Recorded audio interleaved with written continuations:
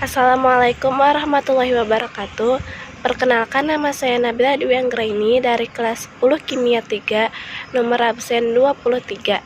Di sini saya akan menjawab 15 pertanyaan-pertanyaan ulangan lisan sejarah. Pembagian bumi dibagi menjadi 4, yaitu Azoikum, Paleozoikum, Mesozoikum, dan Neozoikum. Meganthropus ciri-cirinya memiliki perawatan yang tegap, memiliki tulang pipi yang tebal, tidak memiliki dagu, memiliki otot rahang yang kuat, memiliki tonjolan belakang yang tajam, memiliki tulang kening yang menonjol, memakan tumbuhan dan hidup berkelompok dan berpindah-pindah. Pithecanthropus ciri-cirinya memiliki rahang bawah yang kuat, memiliki tulang pipi yang tebal, keningnya menonjol, tulang belakang menonjol dan tajam, perawatannya tegap, tidak berdagu, memakan jenis tumbuhan.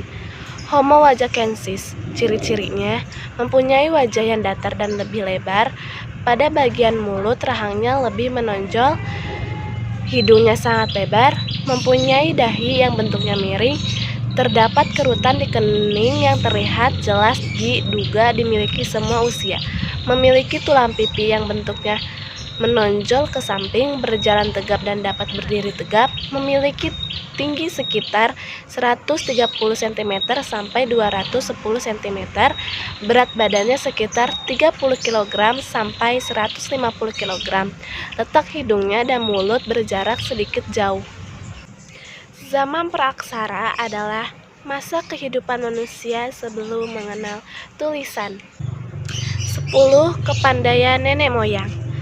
Pandai dalam berlayar dan melaut, pandai dalam bercocok tanam, pandai dalam berbahasa, pandai dalam bertahan hidup, pandai dalam mempertahankan keturunan, pandai dalam berburu, pandai dalam membuat peralatan kuno, pandai dalam mencari makanan, pandai dalam kepercayaan, dan pandai dalam membuat tempat tinggal. Jalur pertama atau jalur barat menyebar ke Sulawesi, Maluku, dan Papua. Masyarakat Proto-Melayu yang menempuh jalur ini membawa kebudayaan Neolitikum berupa kapak lonjong. Keturunan Proto-Melayu yang menempuh jalur ini antara lain masyarakat Toraja. Jalur kedua atau jalur selatan menyebar ke Sumatera, Kalimantan, Jawa, Bali, dan Nusa Tenggara. Masyarakat Proto-Melayu yang menempuh jalur ini membawa kebudayaan Neolitikum berupa beliung persegi.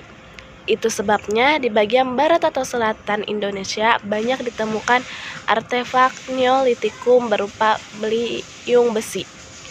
Keturunan Proto-Melayu yang menempuh jalur ini antara lain masyarakat Nias, Batak, Dayak, dan Sasak. Tarian adat, bahasa daerah, alat musik, suku daerah, lagu daerah, dan rumah adat.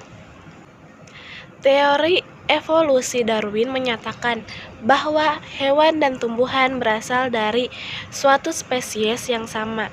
Spesies tersebut mengalami perubahan fisik seiring dengan berjalannya waktu dikarenakan adanya seleksi alam.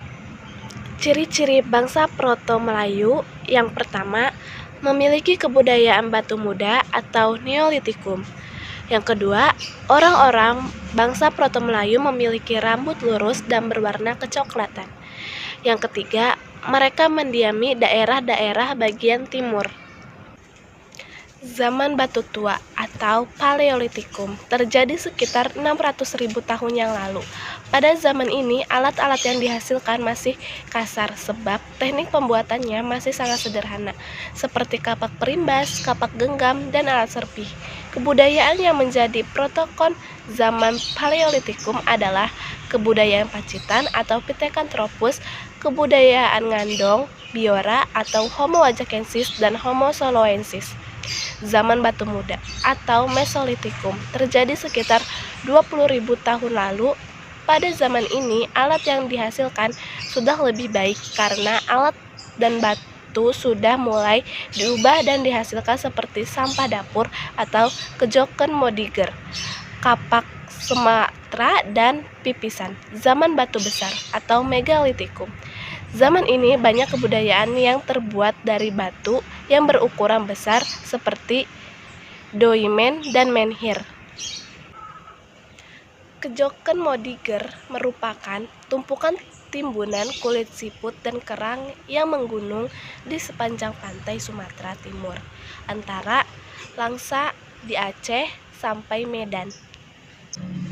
Ciri-ciri bercocok tanam yaitu hidup menetap dan tinggi di perkampungan kecil yang umumnya dekat dengan sumber air, mengolah alam dan petanisnya dengan membuka ladang tadah dan ladang perpindahan, mengenal dan menerapkan peraturan sosial, solidaritas, dan kerjasama, mengenal pembagian tugas dan sistem kepemimpinan yang disebut primus inter pares atau individu yang memiliki kuat, berwibawa, segani, dan mampu memecahkan masalah, menciptakan dan menggunakan peralatan yang terbuat dari batu, kayu, tulang, dan tanduk dengan bentuk yang harus dibandingkan peralatan zaman berburu dan meramu.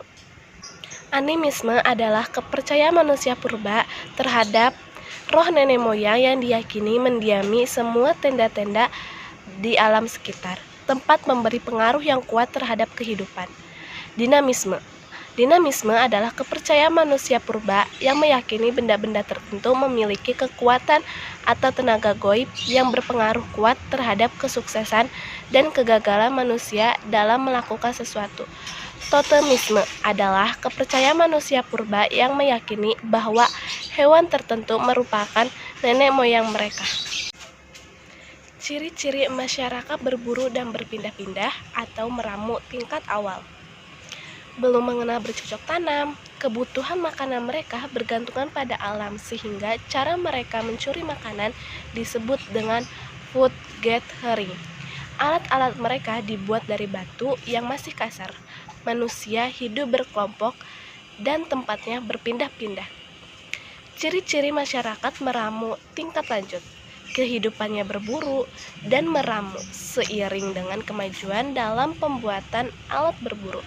Cara memperoleh makanan masih bersifat food gathering. Selain berburu hewan, mereka juga makan hewan laut.